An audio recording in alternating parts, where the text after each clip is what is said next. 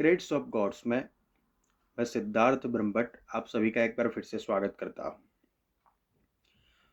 और इस वीडियो में आपको नर और नारायण की कथा बताऊंगा। नर और नारायण जो शास्त्रानुसार भगवान विष्णु का अवतार थे। भगवान विष्णु ने दो शरीर लेकिन एक ही आत्मा के रूप में जन्म लिया था, जिसे हम नर और नारायण के नाम से जानते हैं। नर और नारायण तपस्वी थे और भगवान शिव के परम भक्त थे, शिव महापुराण के अनुसार। देखिए, एक असुर था जिसका नाम था दंभोदभ। नर और नारायण ने एक ही असुर के साथ 999 बार युद्ध किया था। हमारे पुराणों में जितनी भी कथाएं मिलती है उसमें से ये एक कथा है जो बहुत ही अद्भुत है। एक असुर था जिसका नाम था दंभोदभ और उसने सूर्य नारायण की कठिन तपस्या की। सूर्य नारायण प्रसन्न हुए, वरदान मांगने के लिए कहा तो दंभोदभ ने अमरत्व का वरदान मांगा। सूर्य नारायण ने ये कहा कि यही एक वरदान है जो वो नहीं दे सकते, उसके अलावा वो कोई भी और वरदान मांग सकता है। अभी दंभोदभ अपनी बुद्धिमत्ता के लिए भी जाना जाता था। कुछ देर तक उसने विचार किया और उसके बाद उसने ऐसा वरदान मांगा जिससे वो लगभग अमर हो गया और सभी देवता भी उसकी बुद्धिमत्ता के आगे नतमस्तक हो गए, यानी सोच में पड़ गए। दंभोदभ ने ऐसा वरदान मांगा सूर्य नारायण से कि आप मुझे 1000 दिव्य कवच की शक्तियां दीजिए, यानी कि मुझे आप 1000 दिव्य कवच दीजिए। अगर कोई मुझे मारना चाहता है, यानी कि उस 1000 कवच में से अगर कोई एक कवच भी तोड़ना चाहता है तो उसके लिए जरूरी हो कि उसने 1000 साल तक तपस्या की हो। 1000 साल तक तपस्या करने के बाद मेरा एक कवच तोड़ने में 1000 साल का युद्ध का समय लगे, और जैसे ही मेरा एक कवच टूटे तो कवच तोड़ने वाले की मृत्यु हो जाए। यानी कि आप सोचे कि उसने कैसा वरदान मांगा। एक कवच तोड़ने के लिए 1000 साल की तपस्या और उसको तोड़ने के लिए और 1000 साल युद्ध करने के लिए चाहिए, और एक कवच जब टूटेगा तब मारने वाले की मृत्यु हो जाएगी। ऐसे 1000 कवच उसने मांगे थे, यानी कि वो लगभग अभी अमर हो गया था। भगवान सूर्य नारायण तपस्या के कारण वो मजबूर थे, क्योंकि दंभोदभ ने घोर कठिन तपस्या की थी, इसलिए उन्होंने तथास्तु कह दिया और सभी देवता वो भी भयभीत हो गए। उस तरफ माता सती के पिता प्रजापति दक्ष, उनकी एक और पुत्री थी, उनकी कई सारी पुत्रियां थी।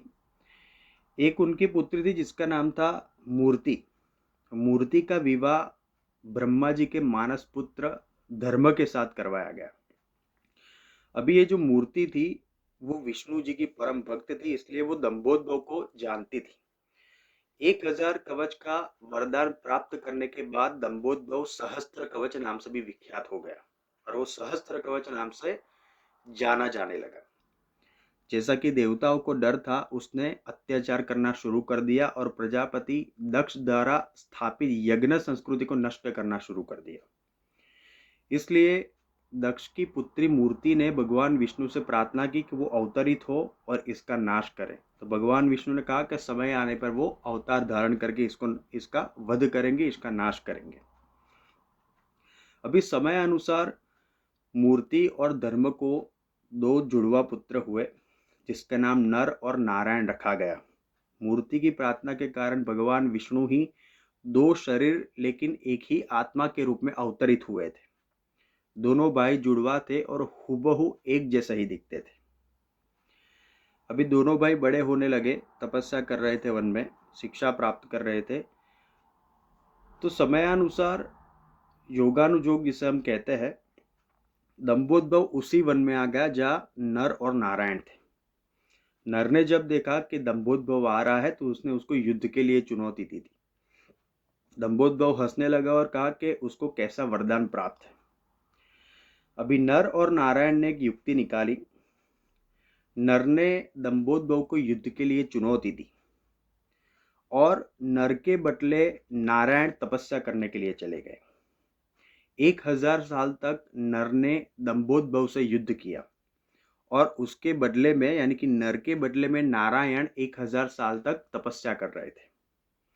जैसे ही नर ने दंभोदभव का पहला कवच तोड़ा, यानी कि जब वहां पे नारायण की 1000 साल की तपस्या पूरी हो गई, यहाँ पे नर ने दंभोदभव का एक कवच तोड़ दिया। लेकिन जैसे ही कवच तोड़ दिया, भगवान सूर्यनारायण के वरदान के अनुसार नर की मृत्यु हो गई। अभी नारायण वहां पे तुरंत चले आए क्योंकि उन्होंने 1000 साल की तपस्या नर के बदले में पूरी कर दी थी। नारायण ने आकर नर को पुनर्जीवित कर दिया तो दंभोदभव आश्चर्यचकित रह गया। नारायण ने 1000 साल तक भगवान शिव को प्रसन्न करके महामृत्युंजय की सिद्धि प्राप्त की थी और इसी सिद्धि के बल पर उन्होंने नर को फिर से जीवित कर दिया। अभी नर पुनर्जीवित होकर फिर से वन में चले गए, 1000 साल तक तपस्या नारायण के बदले में करते रहे और नारायण दंभोदभव से युद्ध करने लगे। फिर से 1000 साल की तपस्या पूरी हुई नर की। नारायण ने यहाँ पे दंभोदभव का दूसरा कवच तोड़ दिया। फिर से नारायण की मृत्यु हो गई, नर ने उनको फिर से पुनर्जीवित कर दिया। तो ऐसा क्रम 999 बार चला और 999 कवच दंभोदभव के तोड़ दिए गए। यही क्रम चलता रहा। एक भाई दूसरे के बदले तपस्या करता, एक की मृत्यु होती, दूसरा आकर महामृत्युंजय बल के बल पर उनको पुनर्जीवित कर देता। जब दंभोदभव के 999 कवच टूट गए, तब उनको ऐसा लगा कि अब उसकी मृत्यु अवश्य भावी है। इसलिए वो भागकर सूर्यलोक में चला गया और सूर्यनारायण के पास जाकर छिप गया। नारायण ने भी उनका पीछा किया। नारायण ने सूर्य देवता को कहा कि वो दंभोदभव को उन्हें सौंप दे, लेकिन भक्त वत्सल होने के कारण सूर्यदेव ने नारायण को मना कर दिया कि वो नहीं सौंपेंगे।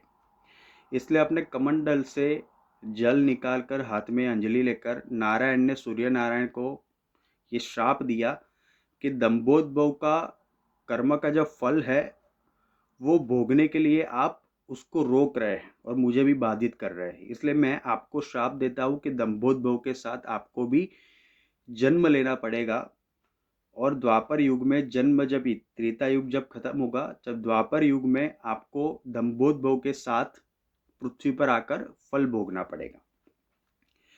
अभी जब हम बात करते हैं महाभारत के कर्ण की, जिसे हम कुंती पुत्र कहते हैं, तो कुंती पुत्र कर्ण सूर्य पुत्र हम इसे कहते हैं, सूर्य नारायण के पुत्र वो माने जाते हैं। दरअसल कर्ण सूर्य के साथ साथ दंभोदभव का भी अंश थे। ये बहुत ही कम लोग जानते हैं, लेकिन पुराणों में इसकी कथा मिलती है। कर्ण के अंदर जो सूर्य नारायण का गुण मौजूद था, जो अंश मौजूद था, जो उन्हें प्रतिभाशाली योद्धा और महाधनुर्धर बनाता था। लेकिन कर्ण के अंदर दूसरा एक गुण था जिसके कारण उनको सदैव अपमान सहन करना पड़ा, अन्याय सहन करना पड़ा। जिस गुण के बल पर उन्होंने परशुराम से झूठ बोलकर विद्या हासिल की, ये सारे दंभोदभव के गुण थे। अभी नर और नारायण ने जो जन्म लिया वो अर्जुन और कृष्ण के रूप में लिया। नर ने अर्जुन के रूप में जन्म लिया, नारायण ने श्री कृष्ण के रूप में जन्म लिया।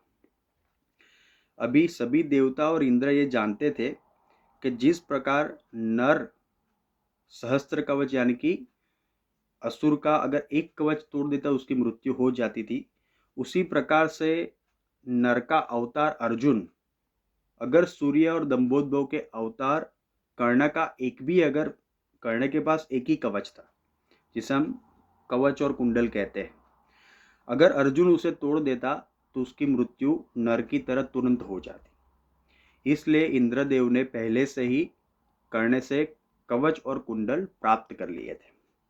तो ये पूरी कथा है, सबसे रोचक कथा इसको मानी जाती है पुराणों में, इसलिए मैंने सोचा कि आपको बताऊं।